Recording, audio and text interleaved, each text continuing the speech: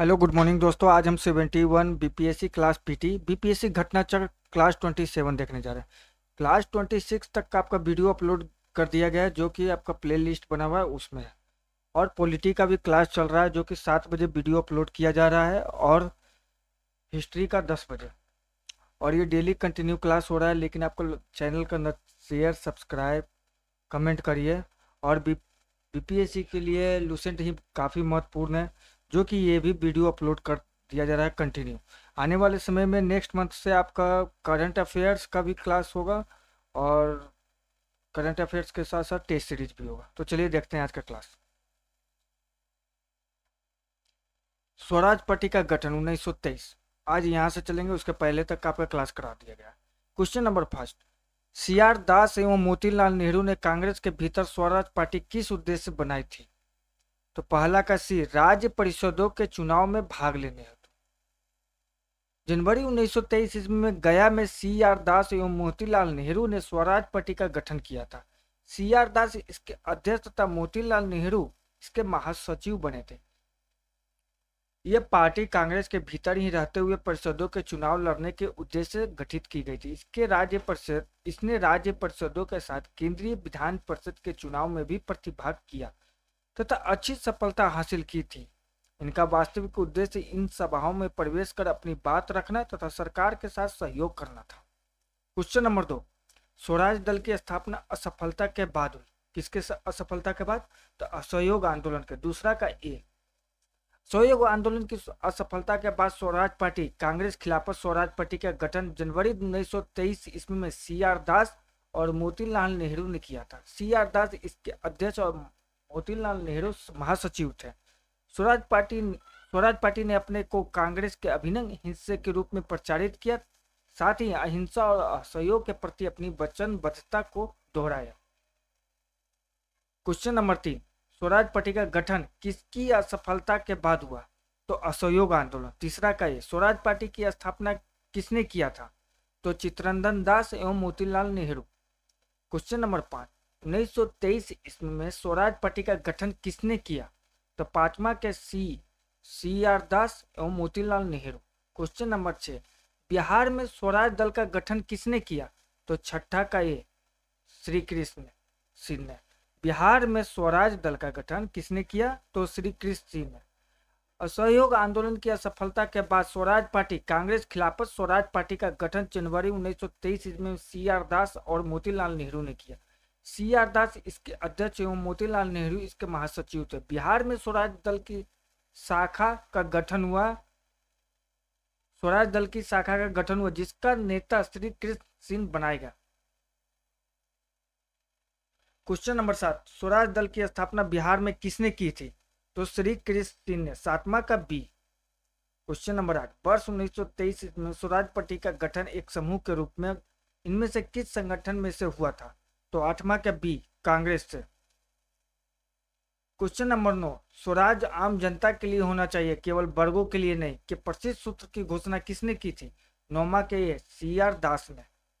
सी R दास का full form है देश बंधु चित्तरंजन दास ने कहा था स्वराज आम जनता के लिए होना चाहिए, केवल वर्गों के लिए नहीं।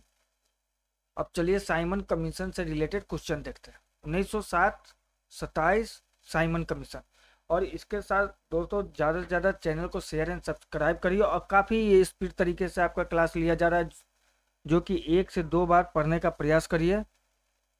और एग्जाम में रिपीटेड क्वेश्चन ज़्यादातर पूछा जाता है, और जो इसका विस्तृत रूप से जो बताया जा रहा है उस पर ध्यान दीजिए। तो चलिए क्लास देखते हैं। Question number first, Simon commission की पहली बार भारत आया कब आया? 1928 ईस्वी में। पहला का बी, वर्ष 1919 के एक्ट में 10 वर्ष पर इसकी समीक्षा हेतु एक संवैधानिक आयोग के गठन का प्रावधान था। आयोग को यह देखना था कि यह अधिनियम व्यवहार में कहां तक सफल रहा तथा उत्तरदायी शासन की दिशा में कहां तक प्रगति करने की स्थिति में। किंतु ब्रिटेन की कंजर्वेटिव सरकार ने इसकी समीक्षा हेतु 2 वर्ष पूर्व 1927 ईस्वी में ही साइमन कमीशन की नियुक्ति कर दी। सर जॉन साइमन की अध्यक्षता में गठित इस कमीशन में कुल 7 सदस्य थे। चूंकि इसमें सभी सदस्य अंग्रेज थे, इसलिए कांग्रेसियों ने इसे श्वेत कमीशन कहकर विरोध किया। साइमन कमीशन 3 फरवरी 1928 ईस्वी को बंबई पहुंचा। क्वेश्चन नंबर 2, साइमन कमीशन के गठन की घोषणा कब की गई थी? तो दूसरा का ई हो जाएगा, उपयुक्त में से कोई नहीं।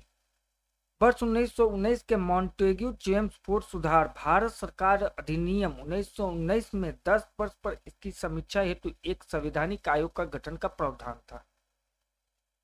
नवंबर 1927 ईस्वी में साइमन कमीशन अथवा भारतीय सांविधिक आयोग की नियुक्ति तत्कालीन कंजर्वेटिव ब्रिटिश प्रधानमंत्री स्टेनली बॉल्डविन द्वारा की गई। कब की गई? 1927 ईस्वी में साइमन कमीशन अथवा भारतीय संवैधानिक आयोग की नियुक्ति तत्कालीन कंजर्वेटिव ब्रिटिश प्रधानमंत्री स्टेनली बॉल्डविन द्वारा की गई। जॉन साइमन की अध्यक्षता में गठित इस आयोग में कुल 7 सदस्य थे। चूंकि इसमें सभी सदस्य अंग्रेज थे तथा इसमें कोई भी भारतीय इसका सदस्य नहीं था, इसलिए भारतीयों ने इसे श्वेत कमीशन कहकर इसका बहिष्कार एवं विरोध किया। साइमन कमीशन 3 फरवरी 1928 ईस्वी को बंबई पहुंचा। क्वेश्चन नंबर 3, साइमन कमीशन को किसकी अध्यक्षता में नियुक्त किया गया था? तो सर जॉन साइमन के अध्यक्षता में नियुक्त किया गया था। तीसरा का ए। कुछ कांग्रेस का लाहौर अधिवेशन पूर्ण स्वराज प्रस्ताव 1929। अब इससे रिलेटेड जो भी 39वीं बीपीएससी से लेकर 70 बीपीएससी तक पूछा गया है क्वेश्चन, उसका देखेंगे। बीपीएससी और टीचर उचर का भी क्वेश्चन रहता है, सीडीपीओ का भी, वो भी इसमें सम्मिलित है। तो चलिए देखते हैं आज का क्लास। क्वेश्चन नंबर फर्स्ट, पुनः याद रखें अब यह झंडा लहरा गया है, कभी भी झुकना नहीं चाहिए जब तक एक भारतीय पुरुष, महिला या बालक भारत में जीवित रहे। यह किसने कहा था? तो लाहौर में जवाहरलाल नेहरू ने। किसने कहा था? तो लाहौर में जवाहरलाल नेहरू ने। लाहौर में जवाहरलाल नेहरू ने कहा था कि पुनः याद रखें अब यह झंडा लहरा गया है, यह कभी झुकना नहीं चाहिए जब तक एक भी भारतीय पुरुष, महिला या बालक भारत में जीवित रहे। वर्ष 1929 के लाहौर अधिवेशन की अध्यक्षता जवाहरलाल नेहरू ने की थी। इसी अधिवेशन में पूर्ण स्वराज का प्रस्ताव पारित किया गया एवं 26 जनवरी को स्वतंत्रता दिवस मनाने का निश्चय किया गया। क्वेश्चन नंबर 2, पूर्ण स्वराज का प्रस्ताव लाहौर कांग्रेस में पारित किया गया कब? 1929 में। दूसरा का बी। क्वेश्चन नंबर 3, भारतीय राष्ट्रीय कांग्रेस के किस अधिवेशन में पूर्ण स्वराज का सिद्धांत गृहीत हुआ था? तो लाहौर अधिवेशन 1929 में। तीसरा का बी। क्वेश्चन नंबर 4, भारतीय राष्ट्रीय कांग्रेस ने किस सत्र में पूर्ण स्वाधीनता का प्रस्ताव पारित किया? तो 1929 ईस्वी के लाहौर में। चौथा का सी।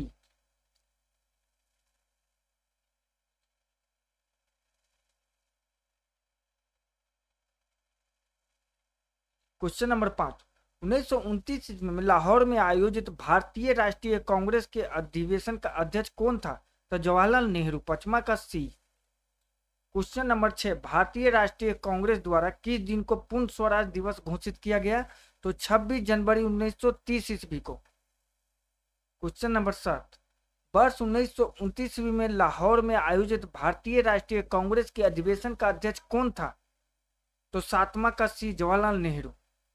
क्वेश्चन नंबर 8, 1929 के कांग्रेस अधिवेशन में पूर्ण स्वराज का पताका किसने उठाया? तो पंडित जवाहरलाल नेहरू ने। 8वां का बी।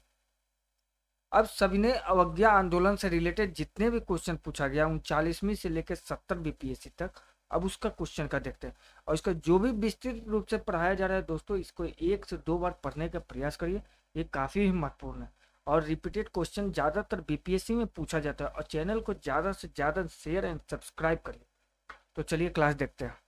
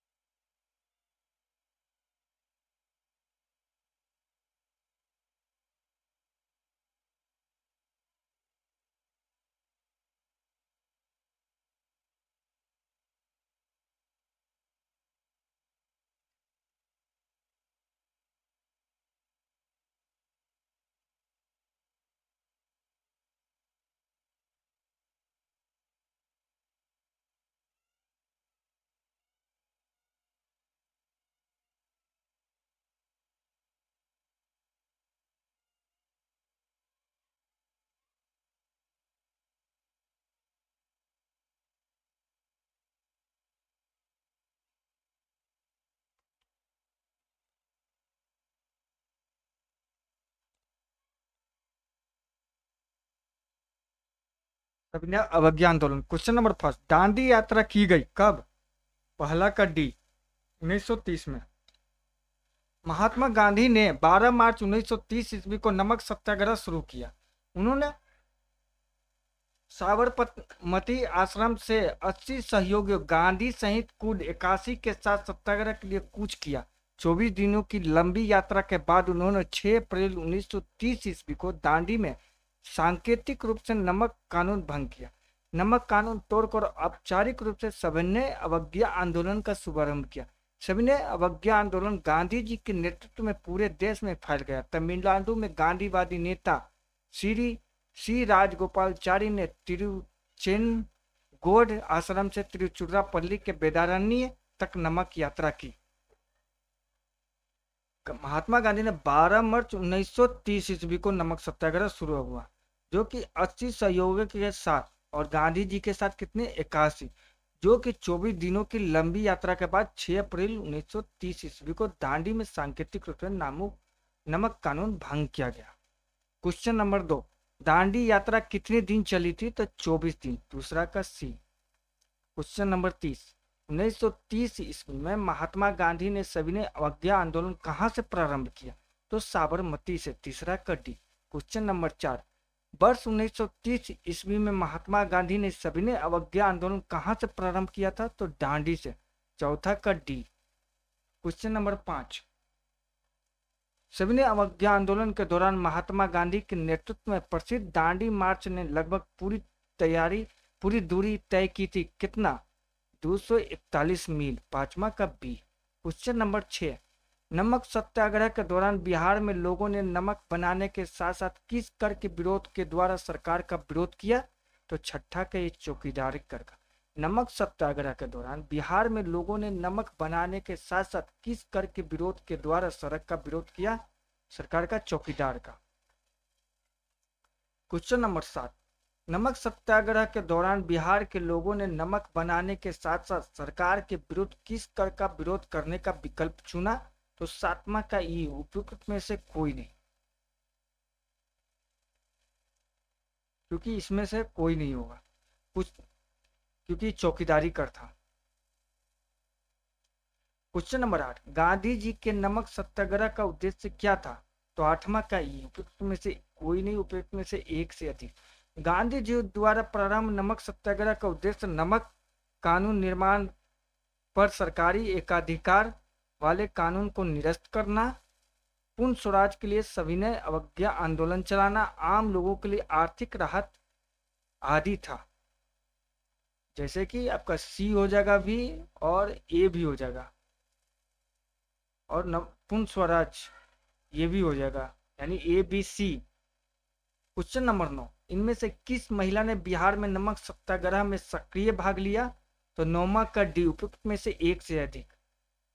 श्रीमती मीरा देवी, श्रीमती हसन इमाम, कुमारी गौरी दास, सी दास, सरस्वती देवी, शिवधारी पांडे तथा साहिबाला राय इत्यादि महिलाओं ने बिहार में नमक सत्याग्रह में सक्रिय रूप से भाग लिया।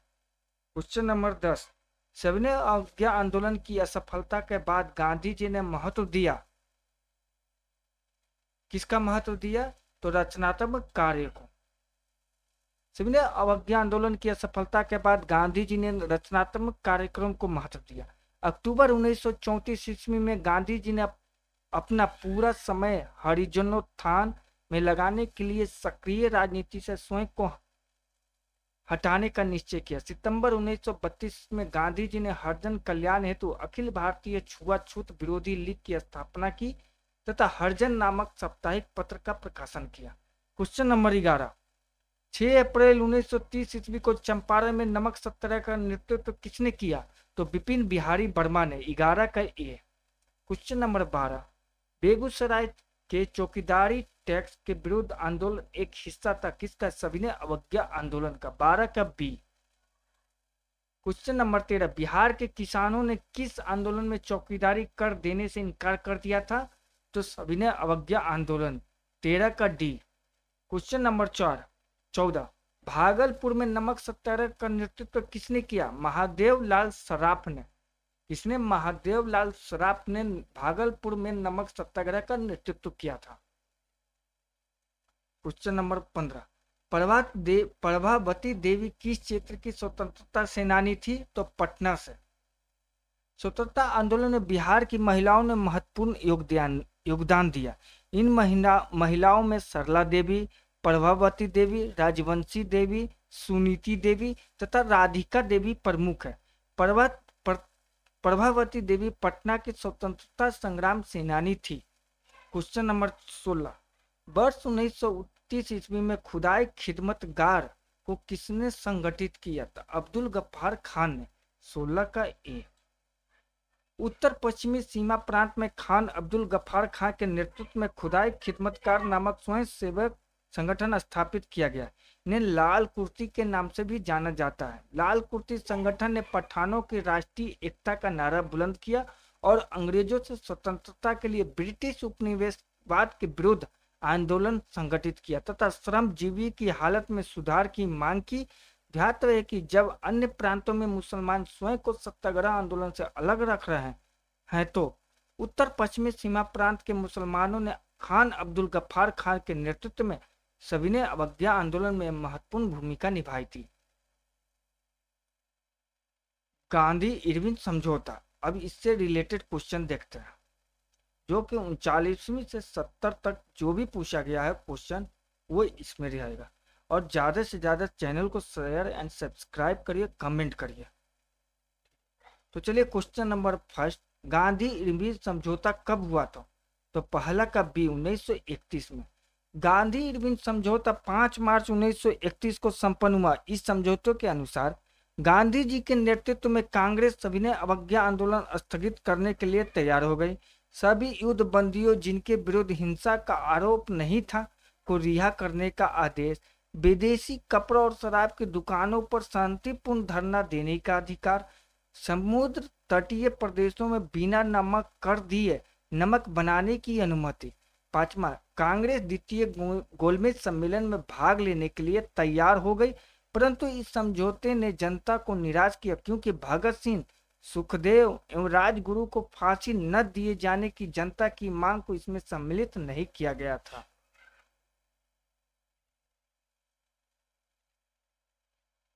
क्वेश्चन नंबर 2, प्रसिद्ध गांधी इरविन समझौता किस वर्ष हुआ? तो 1931 में। दूसरा का सी। क्वेश्चन नंबर 3, 5 मार्च 1931 को कौन सी महत्वपूर्ण घटना घटी थी? तो गांधी इरविन समझौता। तीसरा का ए। गांधी इरविन समझौते के हस्ताक्षरित होने में किसने महत्वपूर्ण भूमिका निभाई? तो तेज बहादुर सप्रू ने। चौथा का सी।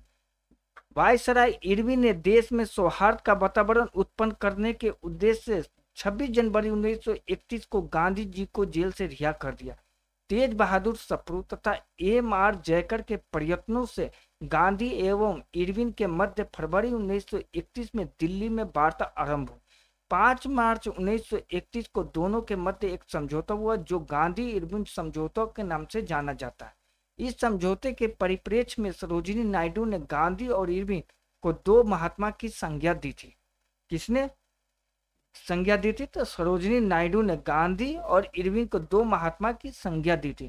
क्वेश्चन नंबर 5, 5 मार्च 1931 को निम्न में से कौन सा समझौता हुआ था? तो गांधी इरविन समझौता, ये इरविन गांधी समझौता। 5वां का सी। गोलमेज सम्मेलन, इससे रिलेटेड जो भी क्वेश्चन है उसको देखते हैं। क्वेश्चन नंबर फर्स्ट, निम्नलिखित में से किस भारतीय नेता ने लंदन में प्रथम गोलमेज कॉन्फ्रेंस में भाग लिया था? तो मौलाना मोहम्मद अली। पहला का ए। मई 1930 ईस्वी में साइमन कमीशन की रिपोर्ट प्रकाशित हुई। राजनीतिक संगठनों ने कमीशन की सिफारिशों को अस्वीकार कर दिया। कांग्रेस के प्रमुख नेता जेल में थे। ब्रिटिश सरकार ने निराशा एवं असंतोष के वातावरण में नवंबर 1930 ईस्वी में लंदन में प्रथम गोलमेज सम्मेलन हुआ। कब? 1930 में। और 31 में दूसरा गोलमेज सम्मेलन हुआ और 32 में तीसरी गोलमेज सम्मेलन हुआ। सम्मेलन में कुल 89 प्रतिनिधियों ने भाग लिया था, किंतु कांग्रेस ने भाग नहीं लिया। भाग लेने वाले प्रमुख थे तेज बहादुर सप्रू, श्रीनिवास शास्त्री, मोहम्मद अली, मोहम्मद शफी, आगा खां, फजलुल हक, मोहम्मद अली जिन्ना, होमी मोदी, एम.आर. जयकर, मुंजे, भीमराव अंबेडकर तथा सुंदर सिंह मजीठिया आदि। क्वेश्चन नंबर 2, तीनों गोलमेज सम्मेलनों में किसने भाग लिया था? तो बी भीमराव अंबेडकर, दूसरा का सी।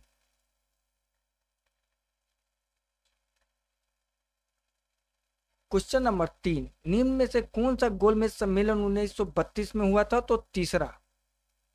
12 नवंबर 1930 से 13 जनवरी 1931 को प्रथम गोलमेज सम्मेलन हुआ। दूसरा सम्मेलन 7 सितंबर 1931 से 1 दिसंबर 1931 तक चला। और तीसरा सम्मेलन 17 नवंबर 1932 से 24 दिसंबर 1932 तक चला। क्वेश्चन नंबर 4, भारतीय राष्ट्रीय कांग्रेस ने किस गोलमेज सम्मेलन में भाग नहीं लिया था? तो उपयुक्त में से कोई नहीं, उपयुक्त में से एक से अधिक। ये तीनों में कांग्रेस ने भाग नहीं लिया था। पहला में तो भाग नहीं लिया था। क्वेश्चन नंबर 5, द्वितीय गोलमेज सम्मेलन में किस प्रश्न पर असफल रहा? तो सांप्रदायिक प्रतिनिधित्व पर, पांचवा का ए। द्वितीय गोलमेज सम्मेलन 7 सितंबर 1931 को प्रारंभ हुआ, जिसमें महात्मा गांधी कांग्रेस के एकमात्र प्रतिनिधि के रूप में सम्मिलित हुए। यह सम्मेलन सांप्रदायिक समस्या पर विवाद के कारण पूरी तरह असफल रहा। दलित नेता भीमराव अंबेडकर ने दलितों के लिए पृथक निर्वाचन मंडल की सुविधा की मांग की, जिसे गांधी जी ने स्वीकार कर दिया। अंततः सांप्रदायिक गतिरोध के कारण सम्मेलन 1 दिसंबर 1931 को समाप्ति घोषित कर दिया गया। क्वेश्चन नंबर 6, डॉक्टर अंबेडकर और महात्मा गांधी के बीच दूसरे गोलमेज संगोष्ठी के समय किस विषय पर मतांतरण हो गया था? तो दलितों के लिए पृथक मतदान पर, छठा का D. Question number 7, Mahatma Gandhi दिसंबर 1931 में खाली हाथ कहां से भारत लौटे थे? तो लंदन से, सातवां का A. Question number 8, round table conference के समय इंग्लैंड का प्रधानमंत्री कौन था? तो जेम्स रेमजे मैकडोनाल्ड, आठवां का डी। सांप्रदायिक पंचायत एवं पूना पैक्ट 1932 से क्वेश्चन कल के क्लास में देखते हैं दोस्तों। तो थैंक यू।